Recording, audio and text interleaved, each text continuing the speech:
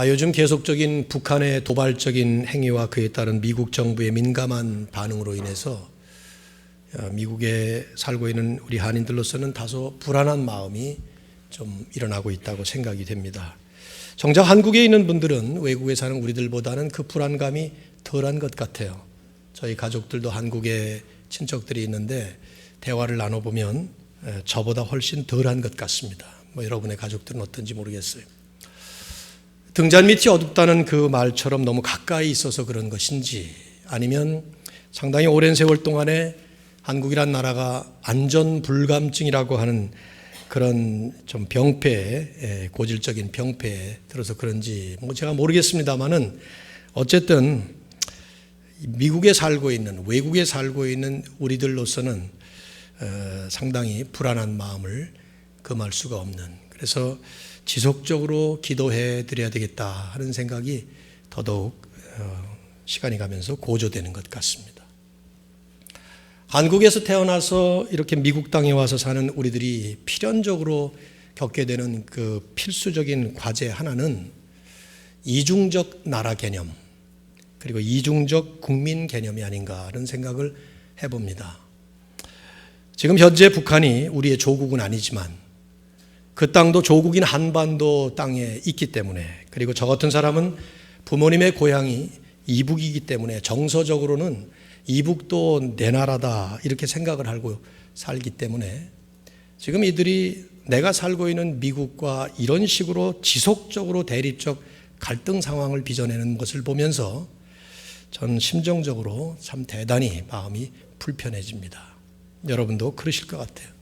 우리 교회도 고향이 이북이신 분들은 특별히 더 그런 생각이 들 것 같습니다. 이북이 하는 짓을 봐서는 한번 좀 혼이 나야 되겠다 하는 생각이 들기는 하지만, 그렇다고 해서 이러다가 혹시 미국이 이북 땅에 미사일이라도 발사를 하거나 또 우리가 알 수 없는 그런 상황 속에 전쟁이라도 일으킨다면, 내가 지금 미국에 살고 있다는 이유 하나만으로, 또 내가 미국 시민이라는 그런 이유 때문에 저는 마음이 결코 편할 것 같지는 않아요. 상당히 마음이 무겁고 상당히 불편합니다. 재작년에 제가 두 번째 받는 그 시민권 심사 중에, 당신은 한국과 미국의 전쟁이 일어나면 어느 편에서 싸울 것이냐, 이런 질문을 제가 받았을 때 이게 별로 현실성이 없는 질문이라는 생각은 했으면서도, 그 순간에 저는 제 신분에 대해서는 새롭게 생각해 봐야 되는 그런 계기가 되기도 했습니다. 나는 한국민인가 미국민인가? 제가 1세니까 당연히 한국 사람이지 하는 생각을 하면서도, 그러나 내 신분은 이제 미국 시민이 되는구나, 이런 참 묘한 정리를 해보게 됐습니다. 이런 과제는 우리 그리스도인이 이 땅에서 살아가는 동안에 결코 가상적이지 않은, 아니 오히려 엄연한 현실로서의 중요한 현실 과제 하나를 생각나게 합니다. 왜냐하면 여러분이 그리스도인이라면, 우리가 그리스도인이라면, 우리는 모두가 다 이 땅에서 태어날 때는 죄인으로 태어났지만 예수 그리스도를 통해서 하나님께서 우리에게 주신 그 믿음의 선물 때문에 이제는 더 이상 죄인이 아닌 의인으로 바뀌고 이 땅 백성이 아닌 하나님의 백성으로 다시 태어난 것입니다. 그런데 그럼에도 불구하고 여전히 우리가 이 땅에 살고 있다는 이 엄연한 현실이 또 한 가지 있습니다. 이런 면에서 우리는 이 땅 백성 그리고 하나님 나라 백성, 이런 그 이중적 나라 개념, 이중적 국민의 개념, 백성의 개념이 우리에게 있는 것이죠. 오늘 제가 그래서 지난주에 이어서 이적 설교에서 잠깐 빠져서 하나님 나라에 대한 좀 교리적인 말씀을 포괄적으로 함께 나누고자 합니다. 특별히 다분히 추상적인 인상을 주는 하나님 나라라는 그 개념 혹은 그 주제와, 또 반대로 다분히 현실적인 인상을 우리에게 물씬 풍기는 이 지상교회, 이 두 개념, 두 주제가 어떻게 조화되어서 우리가 이해를 해야 하는가, 이 둘을 어떻게 우리가 균형 있게 성경적으로 이해해야 되는가 하는 문제를 좀 짧은 시간이지만 다루겠습니다.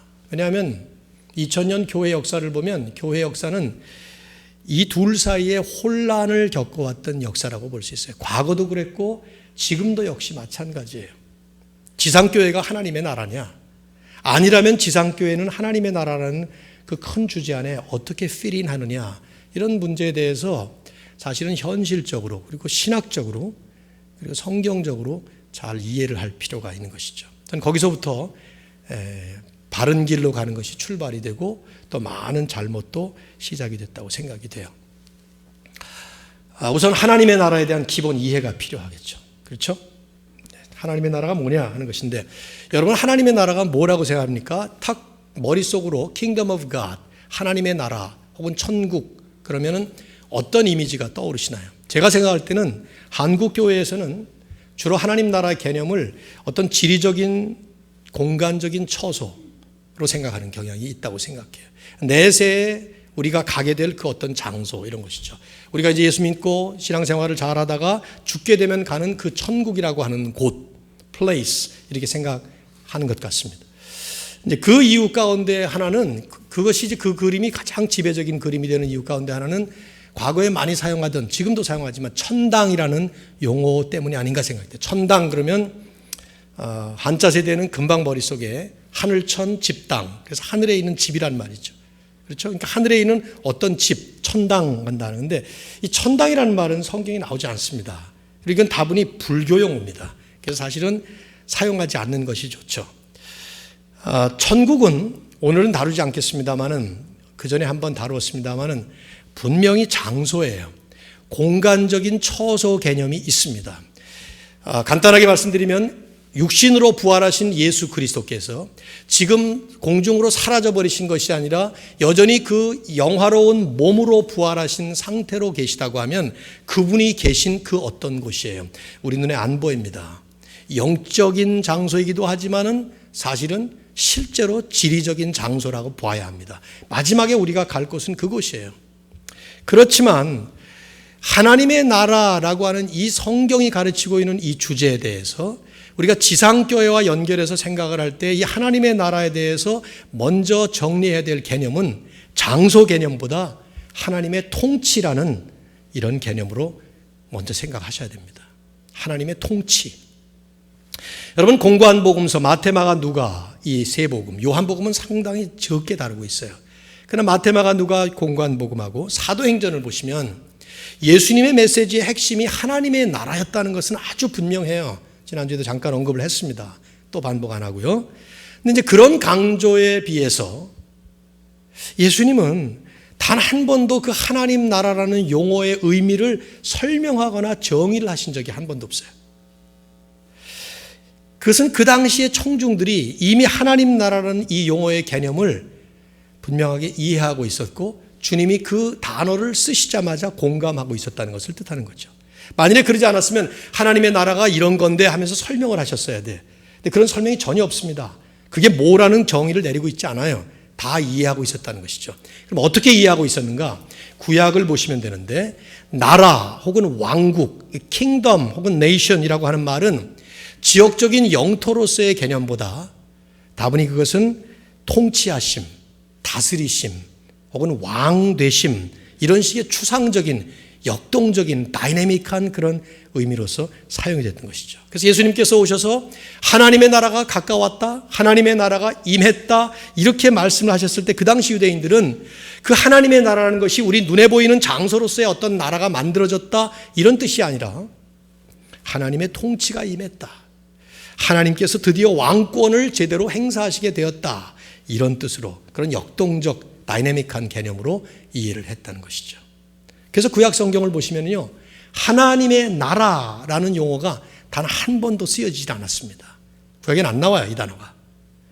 그 대신에 어떤 식으로 설명을 했는가 하면 하나님이 오신다, 하나님께서 임하신다, 이런 식으로 말씀을 했던 것이죠. 여러분 구약 성경 보세요. 얼마나 God reigns 혹은 God is coming, 이런 표현을, The Lord is coming, 이런 식으로 표현했단 말이에요. 이사야 60장 1절 같은 데 보면 일어나라 빛을 발하라, 그러면서 여호와께서 내 위에 임하실 것이며, 그렇게 표현을 합니다. 그럼 뭐 그 한두 가지가 아니죠.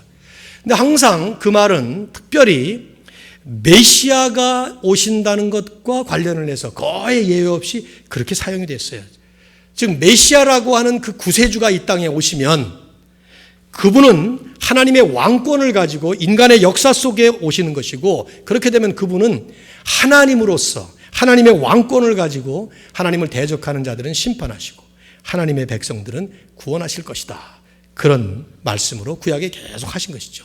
그런 개념 속에서 예수님께서 오신 거예요. 그래서 구약 성경에서는 한 번도 나오지 않던 하나님의 나라라는 이 용어가 예수님과 함께 갑자기 등장을 하고 쏟아지듯이 사용되고 주님 자신도 집중적으로 그 말씀을 사용하게 된 것이죠. 즉 메시아로 오신 예수 그리스도를 통해서, 그리고 메시아로 오신 그 예수 그리스도 안에서 하나님의 나라가 임했다는 거예요. 그래서 그 메시아를 통해서 그분 안에서 이 세상 가운데 하나님의 통치가 실현되기 시작했다 하는 것을 보여주신 것이죠. 그렇기 때문에 예수님은 하나님의 나라가 이미 임했다 이렇게 선포를 자주 하셨어요. 주님이 오심으로 인해서 바로 그 순간 그 현재에 예수 그리스도를 통해 그분 안에서 하나님의 나라가 이미 already 임했다. 이걸 하나님 나라의 현재성이라는 좀 특별한 용어를 씁니다. 이 용어라는 것이 사실은 좀 골치 아픈 그런 생각이 들긴 하지만 한 가지 용어로 많은 개념을 설명하기에는 좋은 방법이죠. 신학자들은 이게 하나님 나라의 현재성이다. 하나님 나라는 이미 임했다. 지금 있다 이 말이죠. 바리새인들이 질문을 했어요. 예수님에게. 전형적인 케이스예요. 누가복음 17장 20절에 보면 바리새인들의 질문이 이런 것이었습니다. 하나님의 나라가 어느 때에 임하나이까? 미래형으로 물은 거죠. 아직 임하지 않았으니까. 그때 예수님의 대답은 이런 대답이에요. 이건 참 여러분이 기억해 둘 필요가 있어요. 하나님의 나라는 볼 수 있게 임하는 것이 아니요, 또 여기 있다 저기 있다 이렇게도 못하리니 하나님의 나라는 너희 안에 있느니라.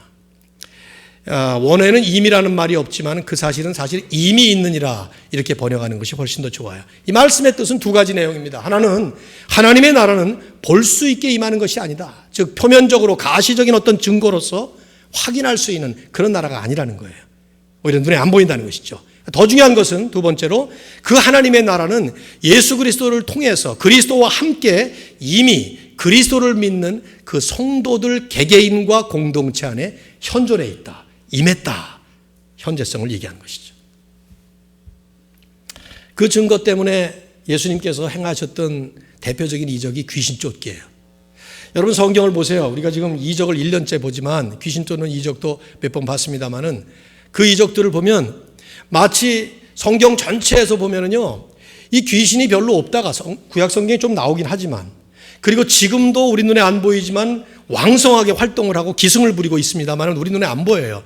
그런데 예수님 시대에는 마치 귀신들이 온 세상의 모든 귀신들이 전부 다 팔레스타인으로 모여들어가지고 거기에 모여있는 것 같은 인상이 역력해요. 예수님은 가는 데마다 귀신 쫓습니다. 병들도 보면은 온통 귀신과 관련되는 병들을 막 쫓아냅니다. 여전히 귀신은 있거든요. 지금도 완전히 다 쫓긴 게 아니거든요. 이게 뭡니까? 그건 간단해요. 귀신 쫓기를 통해서 예수님께서 어떤 일을 완성하신 게 아니라 하나님 나라, 하나님의 통치가 그리스도와 함께 그리스도 안에서 이 땅에 임했다는 사실을 역력한 가시적 증거로 보여주기 위해서 귀신 쫓기를 했던 거예요.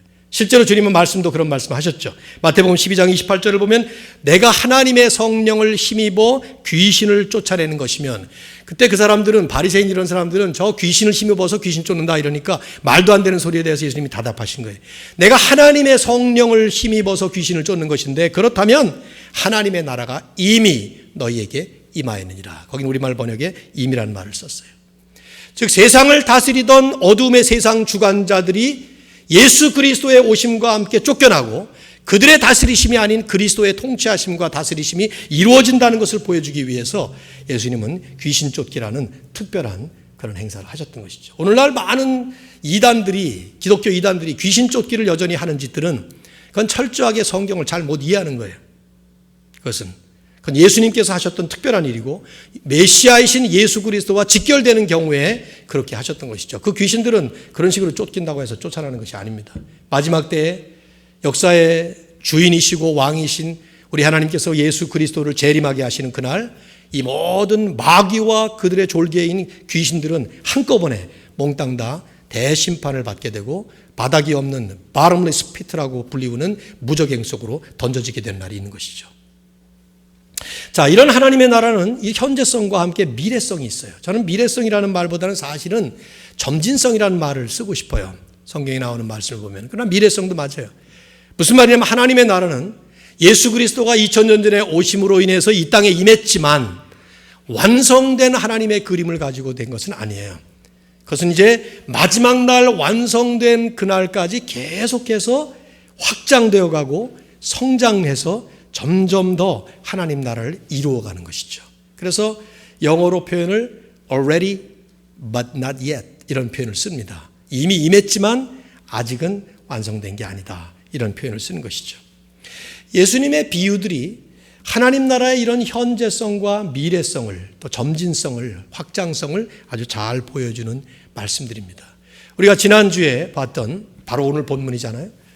그 겨자씨 비유의 누룩의 비유가 그런 거예요. 예수님이 역력하게 말씀하셨어요. 자, 하나님의 나라가 무엇과 같을까? 질문을 던지신 다음에 그것은 마치 사람이 자기 채소밭에 갖다 심은 겨자씨 한 알과 같으니 그것이 자라나서 나무가 되어서 새들이 공중의 새들이 가지에 깃들으니라. 또 누룩과 같다. 가루 서말 속에 150명이 먹을 만한 그런 빵을 만들어내는 이런 작은 누룩. 나중에 보면은 언제인지 모르게 빵이 이렇게 커지는 그런. 그러니까 그 모습 속에서 예수님께서 하셨던 말씀은 하나님의 나라는 지금 우리 눈에는 거의 띄지 않을 정도로 아주 미약하지만 그러나 그것은 점점 확장되고 성장되어서 언젠가 큰 나무가 되고 큰 빵이 되는 것처럼 그렇게 되는 날이 있다. 그것을 바라보면서 현재성과 함께 미래성을 볼 수 있는 관점으로 그렇게 바라봐야 된다 하는 얘기를 제자들에게 하신 것이죠. 여러분 사실은 상상을 해보셔야 돼요. 제자들이라 그래봐야 우리 교회 숫자만도 안 돼요. 이 전 세계에 있는 교회 숫자 턱도 없죠. 그 12명을 데리고 3년을 다니시면서 이 얘기를 계속 하신 거예요. 그리고 걸핏하면 뜬금없이 하는 말이 너희는 온 세계에 가서 모든 족속으로 제자를 삼으라. Make disciples of all nations. All nations가 뭔지도 모르는 제자들에게 팔레스타인을 가본 적도 없어요. 갈릴리 바다를 넘어서 다른 바다를 가본 적이 없어요. 이 사람들이. 그런 사람들을 향해서 주님이 하셨던 말씀이 이런 말씀이에요. 그걸 왜 그렇게 말씀하셨는가? 하나님의 나라는 나와 함께 나를 통해서 이 땅에 임했지만 이제 계속해서 확장되어서 마지막 그때가 될 때에 엄청나게 불어나게 될 것이다. 확장될 것이다. 상상할 수 없는 그런 범위와 그런 단계로 말이죠. 그걸 바라볼 수 있는 perspective, 관점을 가져야 된다 하는 얘기를 한 것이죠. 우리 비전이라는 말을 쓰기도 하지만 그 확장 과정이 우리 눈에 안 띄어요. 안 보입니다.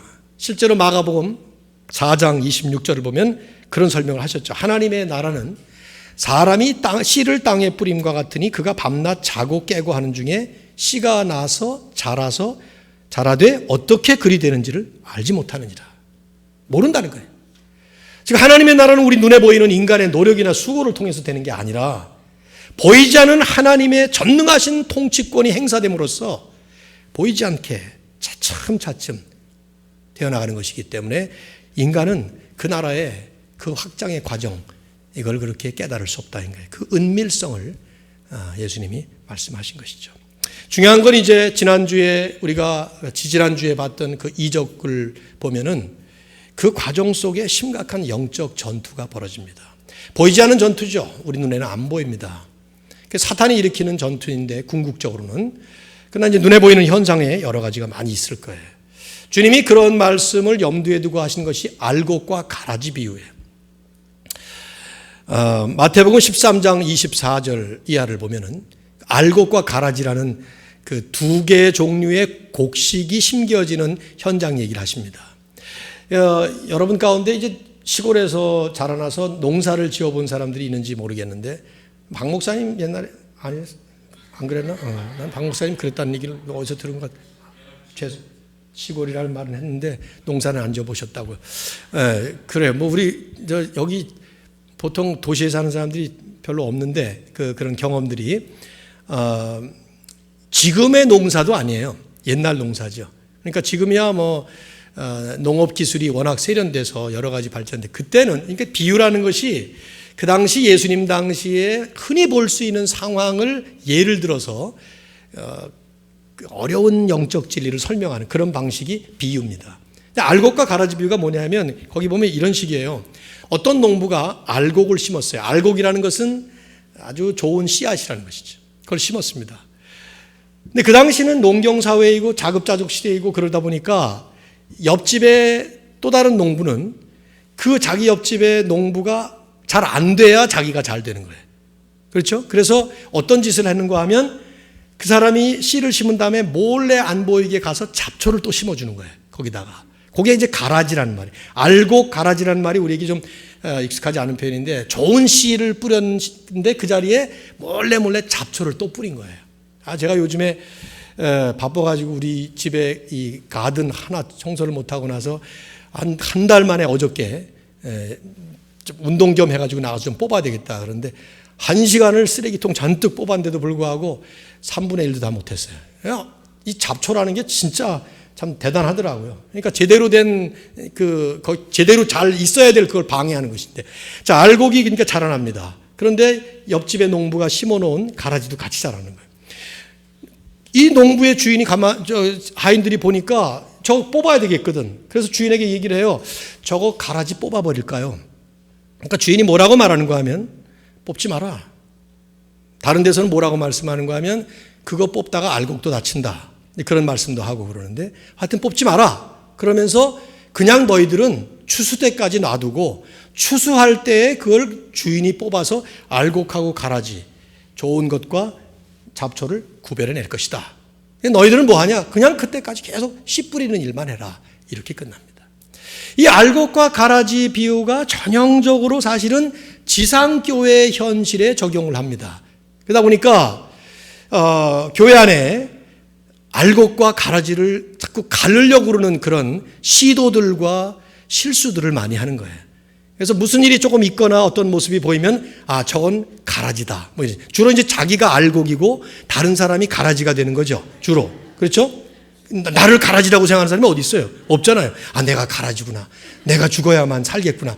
그래서 자기가 스스로 자살을 한다든가 그런 일이 있을 수는 있을지 모르지만 그거 거의 없어요. 전부 다들 대부분의 경우가 나는 알곡이고 딴 사람이 가라지. 그래서 자꾸 교회 안에서 가라지를 찾아내려고 하고 그걸 찾아내서 가리려고 하는 그런 엉뚱한 시도들이 종종 있는 것이죠. 지상교회 다 그래요.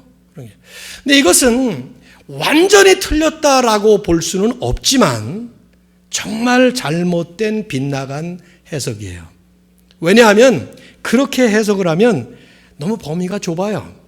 예수님은 지금 하나님의 나라를 얘기하는 것이지 지상교회가 아니에요.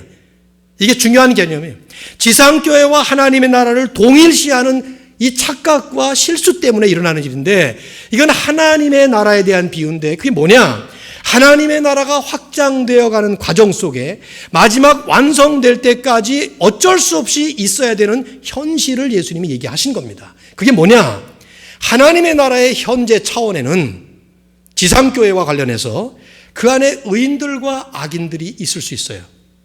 알곡 같은 의인들과 가라지 같은 악인들, 알곡 같은 의로운 행위와 가라지 같은 악한 행위가 있을 수 있단 말이에요.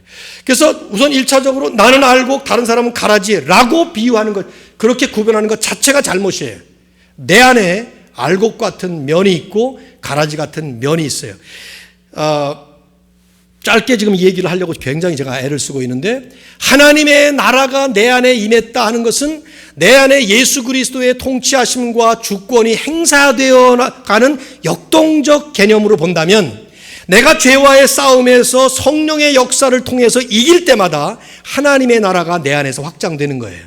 그러나 내 안에 성령의 역사가 아닌 내 죄성이 발동을 해서 내가 죄와의 싸움에서 질 때마다 하나님의 나라의 확장은 멈추고 있는 것입니다. 그렇게 볼 때 내 안에도 알곡과 가라지가 있어요. 물론 알곡에 해당되는 전면적으로 알곡에 해당되는 사람, 가라지에 해당되는 사람이 있을 수도 있지만 그건 우리 눈에 안 보이는 것입니다. 어쨌든 이 말씀의 핵심은 이거예요. 하나님 나라가 완성되는 그날, 그때 가서 추수하시는 주인께서 알곡과 가라지를 가를 것이고 그 과정까지 가는 이 모든 과정 속에서는 우리가 할 일은 하나님 나라의 복음을 계속해서 뿌리는 것이죠. 계속 그 사명을 감당하는 거예요.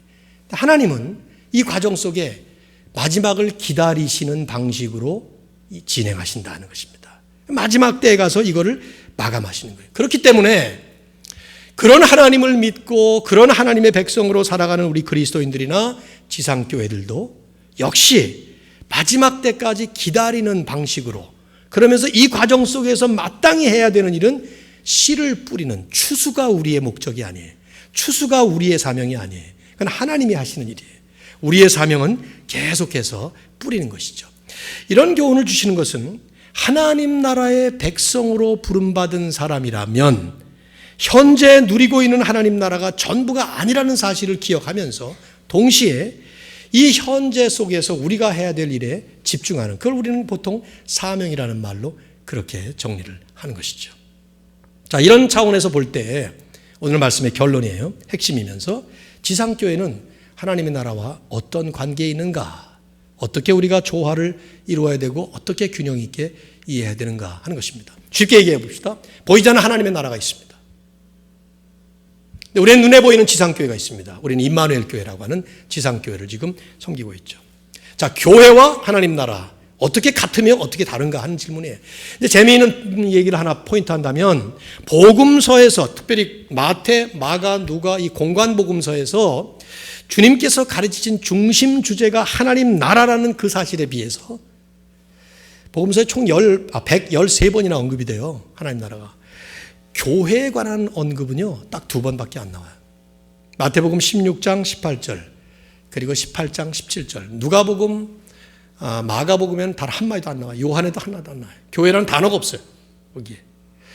하나님 나라를 그렇게 강조했는데 교회는 그렇게 강조를 안 한 이유가 무엇이며, 또 예수님 시대가 지나고 사도 시대가 되어서 사도들이 쓴 서신서를 읽어보면 하나님 나라보다도 교회라는 것을 엄청 강조한 느낌을 역력하게 받게 됩니다. 자, 이게 어떻게 된 거냐 하는 이해를 좀 해봐야 돼요. 우선 하나님 나라와 교회는 같은가? 다르다가도 말할 수 없지만은 같다고 얘기할 수 없습니다. 똑같은 아이덴티컬한 게 아닙니다. 이렇게 오해를 했던 것이 지난주 말씀처럼 지난 1500년에 이 구교라는 이름을 가지고 있는 기독교 역사의 실수였고 착각이었습니다. 지상교회가 하나님 나라라는 생각 때문에 지상교회 그 자체를 왕국으로 키워나갔던 것이죠. 근데 이것은 구교의 잘못만은 아니에요. 지금도 현대교회도 마찬가지로 지상교회와 하나님의 나라를 중첩시켜서 아이덴티파이 할 때 결국은 이 땅에 있는 로컬 처치, 지상교회를 확장하는 일을 곧 하나님 나라라고 말은 그렇게 안 해도 실제로 그렇게 되어가는 일은 한두 가지가 아니에요. 교회 건물을 엄청나게 크게 짓고 그 나라, 그것이 그 자체가 마치 왕국처럼 되어가고 있는 그런 양상과 그런 모습들은 결코 우리는 이게 잘못된 것 아니냐 하는 그런 질문 앞에 우리는 긍정적인 답을 하기는 어려운 것이죠. 신학과 삶이 동떨어지게 행해지기 때문에도 그렇지만 제가 볼 때는 신학 자체가 잘못됐다는 생각을 아주 많이 하게 돼요. 교회는 건물이 아니에요. 사람이지. 근데 교회를 건물 취급하는 게, 우리 사용할 때 임마누엘 교회 어디 있냐 이 말 자체가 틀린 거예요. 절 보고 만일에 임마누엘 교회 어디 있냐 하는 걸 신학적으로 정확하게 대답을 하려면 임마누엘 교회는 필라델피아 사면 팔방에 다 흩어져 있다. 그렇게 말해야 돼요. 여러분이 사는 곳 거기가 전부 다 임마누엘 교회 교인들의 지체들이기 때문에. 근데 우리는 흔히 4723 스프루스 스트리트로 임마누엘 교회가 있다고 이렇게 얘기하잖아요. 전형적으로 건물 개념이기 때문에 그렇거든요. 자, 그러면 어떻게 우리가 이해를 해야 됩니까? 화란의 탁월한 개혁주의 신학자인 헤르만 리더버스라고 하는 사람은 이렇게 잘 설명을 했습니다. 잘 설명을 한 건지 여러분이 들어보셔야 될 것 같은데, 하나님의 나라가 그리스도 안에서 역사하시는 하나님의 구원과 통치 행위라고 하면 교회는 그 그리스도에게 속한 성도들의 모임이다. 이렇게 그분은 정의를 내렸어요. 간단하게 정의를 내린 것이지만 사실은 많은 설명이 필요해요. 지금까지 하나님 나라에 대한 말씀을 한 것을 여러분이 잘 정리를 해보셔야 될 거예요. 하나님의 나라가 구약 성경에서 기대되어 왔고 예언되어 왔던 메시아이신 예수께서 성취하신 종말론적인 실체라고 하면 그래서 그 메시아를 통해서 그 메시아 안에서 왕권을 행사하시는 하나님의 통치라는 역동적인 개념이라고 하면, 지상교회는 그 하나님의 나라를 성취하신 메시아 예수 그리스도께서 부르시고 모아주신 그 하나님의 백성들이라고 하는 공동체 개념이라 이 말이죠. 조금 달라요.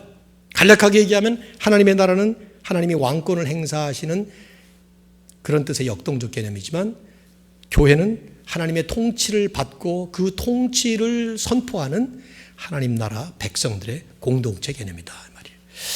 저는 이걸 이렇게 우리 지상교회 입장에서 정리해 보고 싶어요. 교회는 하나님의 나라를 위해서 존재하고 섬기는 존재다. 물론 그 앞에 전제가 하나 더 있어야 되죠. 교회는 하나님의 나라의 열매이면서 하나님의 나라를 위해서 존재하고 그걸 섬기기 위해서 이 땅에 하나님께서 세워놓으신 존재들이다 이 말이에요.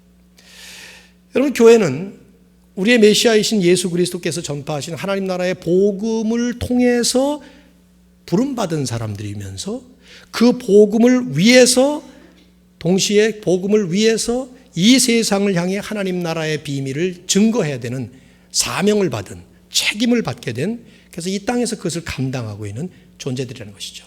교회라는 말은 교인이라는 말의 집합체예요. 그럼 한 사람 한 사람하고도 관계가 되는 얘기란 말이죠. 리더버스라고 하는 신학자는 이걸 우리 눈에 좀 이렇게 보이게 설명하기 위해서 두 개의 동심원으로 설명을 했어요. 동심원이 무엇인지 여러분 아시잖아요. 가운데 중심점이 있고 같은 동심, 원입니다. 이런 원이 있고 그 다음에 더 큰 원, 이걸 우리가 동심원이라는 표현을 쓰잖아요.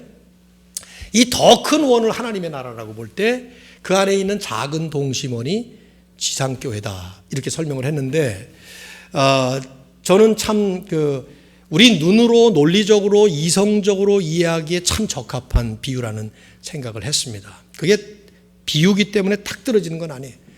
즉 완벽하게 완성된 그림을 하나님의 나라로 본다면, 아직 불완전하지만 또 진행 중인 그 그림을 지상교회라 이렇게 말할 수 있다는 것이죠. 그러나 이 하나님의 나라는 중요한 부분이 예수 그리스도를 통해서, 그 복음을 통해서 임하는 것이고, 또 이 복음은 교회를 통해서, 교인들 한 사람 한 사람 성도들을 통해서 선포되어지는 것입니다. 그렇기 때문에 이것이 직결되는 거예요. 그렇기 때문에 구체적으로 현실적으로 표현한다면 이 지상교회, 그리고 이 땅의 성도들이 이 사명을 제대로 감당하지 못하면, 그러면 하나님 나라 확장에는 아주 엄청난 데미지를 입히게 되고 그 확장과 성장에 큰 지장을 초래하게 된다는 것이죠. 저는 그것이 이제 오늘날 우리가 보고 있는 이 현실의 핵심이라고 생각합니다. 요즘에 교회 역사상 교회가 다양한 그 이미지를 남겼지만, 특별히 현대 사회의 현대 교회가 지금 세상을 향해서 이렇게 남겨주고 있는 이미지와 임프레션은 상당히 부정적인 부분이라고 생각해요. 교회는 잘못됐다, 교회는 타락했다, 심지어는 교회 때문에 오히려 복음이 전파 안 된다, 이런 말까지 이제 나오고 있으니까 말이죠. 과장된 부분도 많고 억울한 부분도 많지만 우리는 사실은 가슴 깊이 새겨들어야 될, 그리고 깊이 분석하고 통찰해야 될 이슈라고 생각합니다. 우리가 알고 있는 그 독일 철학자 니체, 현대 사상가 중에서 기독교에 가장 큰 데미지를 입혔던 반기독교 철학가이고 사상가죠. 그분이 남긴 유명한 말이잖아요. 신은 죽었다, 하나님은 죽었다 하는 참 담대한 선언인데, 그만큼이나 그분은 철저하게 이 반기독교적인 허무주의 사상을 지난 세기 뿌렸던 유럽 철학, 유럽 문학에 참 엄청난 영향을 끼친 철학의 원조라고 생각합니다. 그런데 이제 그 사람의 배경을 보면 믿을 수 없는 사실이 있어요. 이 사람은 철저한 개혁주의 개신교 목사의 아들이었어요. 그리고 자라나면서 그 성장 과정 속에 기독교 사상에 아주 익숙한 복음을 다 접한 그런 사람이었습니다. 근데 어떻게 이 사람이 나중에 성장해서 이런 철저한 반기독교적인 철학가가 될 수 있었을까? 너무 제가 볼 땐 신기한 일이에요. 근데 그 사람이 남긴 말 가운데 여러 가지 말들이 있어요. 혹시 니체는 개인적으로는 그리스도인이 아니었을까라고 생각될 만한 묘한 말들을 참 많이 했답니다. 예를 들면 이런 말이에요. 이 사람이 한 말이라는데, 진정한 그리스도인은 오직 한 명 있었는데 그분은 십자가에서 돌아가셨다. 누굴 얘기하는 겁니까? 예수님이죠. 그러니까 예수님을 인정한 거예요, 이분은. 그러니까 진짜 크리스찬은 한 명이다. 근데 그 사람은 십자가에서 이미 죽었다. 그런 표현. 이런 말을 가만히 묵상을 해보면 이 사람도 그리스도에 대해서 근본적으로 거부한 것 같지 않고 복음 자체나 기독교 진리 자체를 거부한 것 같지가 않아요. 이 사람을 실망시켰고 이 사람이 기독교나 복음을 거부하도록 하게 했던 것은 복음이나 그리스도나 기독교 진리 자체가 아니라 교회였던 것 같아요. 지상교회. 왜냐하면 그분이 이런 말도 했습니다. 나를 예수 믿게 하려면 그 제자들이 정말 구원받은 것처럼 더 많이 보여져야 된다. 또 그 사람들이 조금이라도 구원받은 사람들처럼 보여진다면 나도 그들의 구원을 믿을 수 있을 것이다. 이런 말을 했답니다. 지상교회가 기독교 진리를 제대로 반영하지 못하고 있었을 때 그런 교회와 함께 기독교 진리까지, 복음까지, 그리스도까지 다 함께 버리는, 교회에 너무 실망한 나머지 전체를 다 잃어버리는, 확실한 거야 모르죠. 우리가 어떻게 알겠습니까? 중요한 것은 제가 볼 때는 오늘날도 니체와 같은 행로를 걷는 사람들이 상당히 많이 있다는 거예요. 교회에 대한 오해 때문에, 지상교회에 대한 그 실망 때문에 기독교 자체를 거부하거나 교회가 보이는 모습에 낙심해서 복음 자체를 거부해버리고 하나님을 떠나버리는. 저는 어렸을 때 제가 모태신앙이라 중고등학교 때 교회 다니는 친구들이 참 많이 있었어요. 근데 이제 그 친구들 가운데 교회를 떠나버린 아이들은, 이제는 아이들이 아니죠. 그 친구들은 전부가 다 교회 문제 때문이었어요. 전부 다. 그 복음의 진리나 어떤 성경적 신앙 문제 가지고 고민한 애들이 하나도 없었어요. 다 잘 받아들이고 좋아했는데 교회가 실망스러운 모습을 보이고 교회 안에 싸움이 일어나고 막 이런 것들을 볼 때 교회를 떠났는데, 교회만 떠났으면 괜찮은데, 제가 한국에 돌아가서 미국에 14년을 살고 한국에 92년도에 돌아갔을 때 그 친구들을 많이 만났어요. 전도해보고 싶어서. 그때는 한국에서는 제가 목사가 아니었으니까. 그런데 지금까지도 아직도 안 돌아오는 친구들이 대단히 많이 있어요. 물론 저는 니체를 비롯해서 이런 사람들이 결코 옳다고 생각하지 않아요. 분명히 그들의 잘못이고 자기 책임입니다. 하나님 앞에 서게 되면은. 그러나 우리가 이제 저나 여러분이나 예수 믿는 사람으로서 성도로 살아가면서 지상교회의 한 교인으로 살아가면서 과연 지상교회가 하나님 나라에 어떻게 관계가 되는가 하는 것을 심각하게 생각하지 않으면 우리 손에 맡겨주신 이 복음, 하나님 나라를 선포하는 진정한 진리, 예수 그리스도의 왕되심과 주되심, 그리스도께서 이 땅에 오심으로 인해서 주님의 통치하심이 이루어졌고 그것이 완성되어 나가는 과정 속에 있다는 이 귀한 복음의 진리를 우리 손에 담았는데 이걸 어떻게 해야 되는가 하는 아주 막중한 책임감이 있는 그런 이슈를 남기게 된 것이죠. C.S. 루이스라고 하는 분이 좋은 책을 참 많이 썼습니다. 그분이 쓴 모든 책을 다 읽어볼 필요가 있는데요. 그 중에 제일 재미있게 제가 읽은 책은 스크루테이프의 편지예요. 스크루테이프의 편지는 어떤 책이냐면, 읽어보셨는지 꼭 읽어보세요, 여러분. 읽어보시되 잘 읽으셔야 돼요. 왜냐하면 읽기는 쉬운데 그 논리가 뭐냐면 스크루테이프가 마귀입니다. 근데 이 마귀가 자기의 조카인 웜이라고 하는 지상에 살고 있는 졸개 마귀에게 편지를 쓰는 거예요. 그 한 장 한 장이 전부 편지예요. 편지를 쓰면서 그 졸개 보고 어떻게 해야 이 지상에 있는 많은 그 그리스도인들을 유혹을 하고 안 믿는 사람들을 못 믿게 하고 여전히 그렇게 그런 전략을 쓴 것이죠. 그래서 여러분이 읽으면 그 내용이 전부 다 거짓말이에요. 마귀의 말이니까.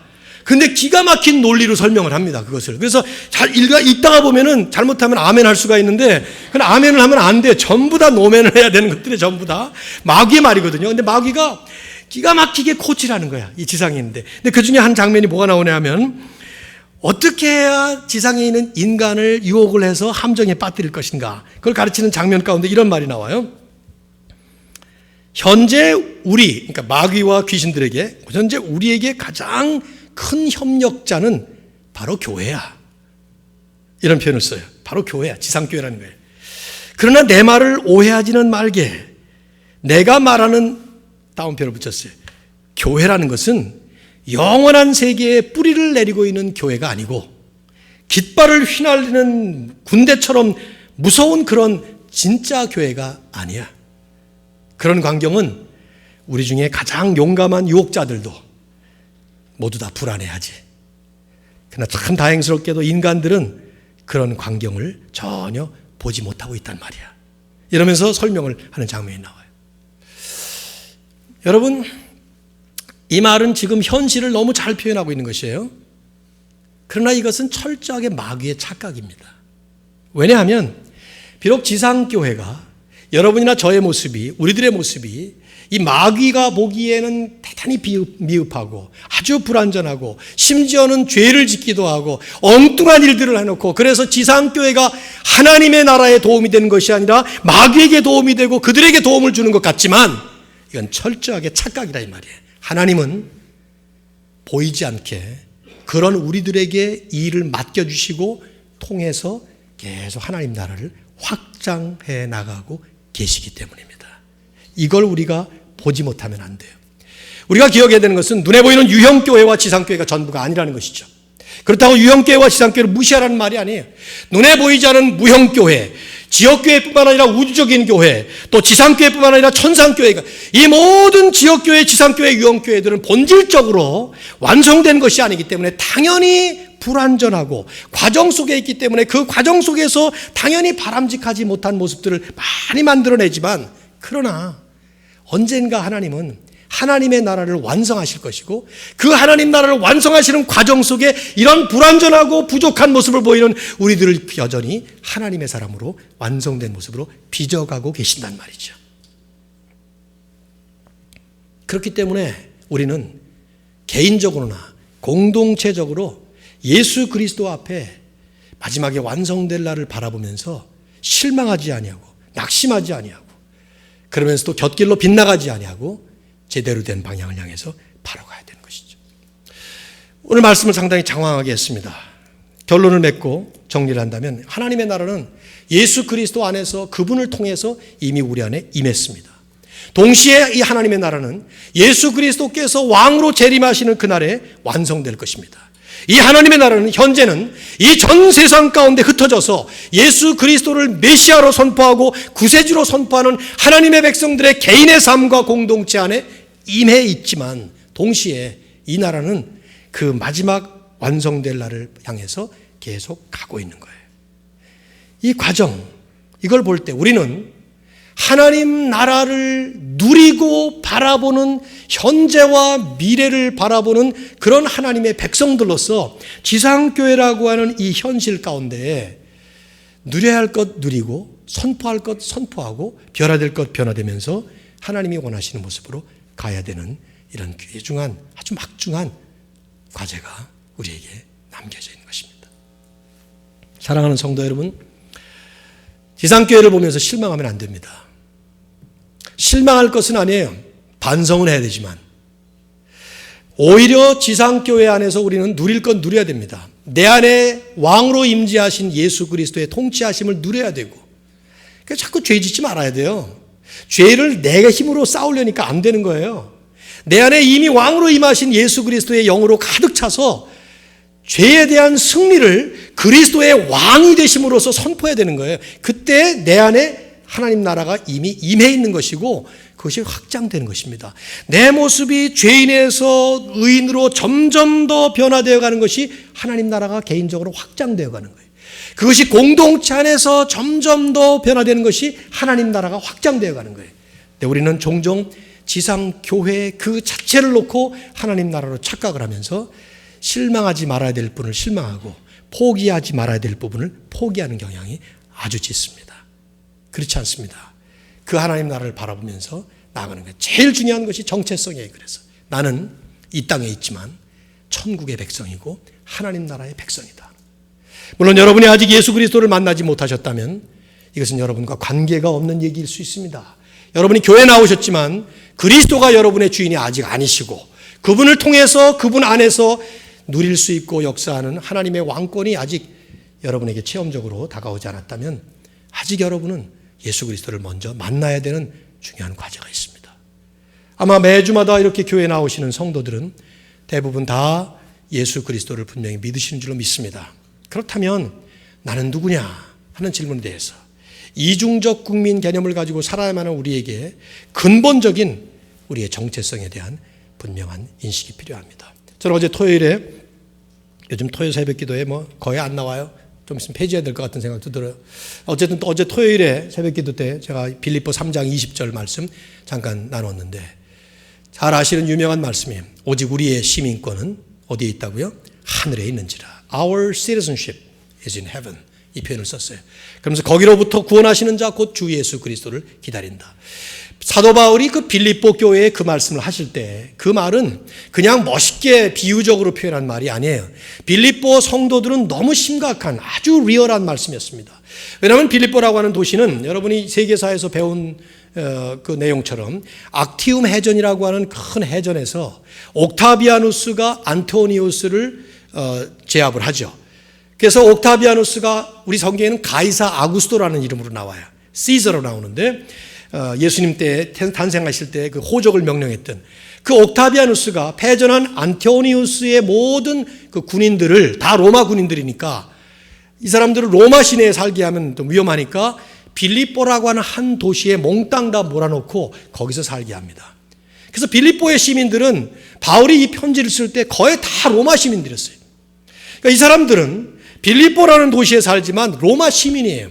그래서 로마 황제의 특권을 받고 로마 법을 따르고 로마 기준에 따르면서 로마 사람들과 똑같이 살았어요. 장소는 빌립보였지만 그들을 향해서 바울이 한 말이 그 말이에요. 너희의 시민권, 우리의 시민권은 하늘에 있다. 비록 이 땅에 발을 붙이고 살지만 내가 사는 땅이 이 자리이지만은 우리는 천국 시민으로 하나님 나라의 백성으로 살고 있는 것이다. 이 정체성, 이 아이덴티티 이걸 잊지 말아라 하는 얘기를 하는 것이죠. 정체성을 잃어버리면 다 잃어버려요. 여러분이 외국에 여행을 할 때 가장 중요한 것은 뭡니까? 절대로 잃어버리면 안 되는 거? 그건 여권이에요. 돈 잃어버려도 괜찮아요. 전 재산을 가지고 여행 다니는 사람 누가 있겠어요? 그러니까 잃어버려도 괜찮아. 집에 가면 또 있으니까. 물건, 가방 잃어버리면 어때? 또 사면 되지. 근데 여권을 잃어버리면 다른 나라에 가서 그러면 여러분의 정체성에 심각한 문제가 생기는 것이죠.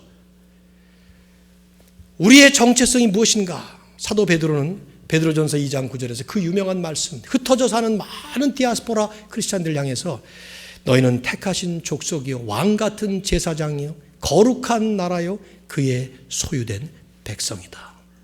하나님의 백성, 하나님 나라의 백성, 왕이신 예수 그리스도를 바라보면서 그분이 오셔서 완성하실 그날을 바라보면서 지금 누려야 될 것 누리고 변화될 것 변화되면서 맡겨진 사명을 향해 그 하나님 나라의 복음을 위해 힘있게 전파하는 여러분과 제가 되고 교회가 되기를 주의 이름으로 축원합니다.